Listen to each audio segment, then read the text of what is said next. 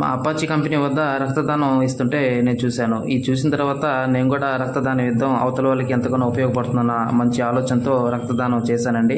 అలాగే మా సాటి డ్రైవర్స్ అందరూ కలిసి రక్తదానం అయితే ఇచ్చారు. కాకపోతే ఈ రక్తదానం కనీసం క్షణం కూడా ఆలోచించకుండా ప్రతి ఒక్క డ్రైవర్ రక్తదానం చేస్తుంటే వాళ్ళకి నేను సెల్యూట్ కొట్టాలనిపించిందండి. ఎందుకంటే ప్రాణానికి సైతం లెక్క చేయకుండా వాళ్ళ ఆలోచనలు అవతల వాళ్ళ గురించి ఎంతగానో మంచి మనస్తత్వంతో ఆలోచించి వాళ్ళకి రక్తదానం చేస్తుంటే నాకు ఎంతగానో సంతోషం కలిగింది.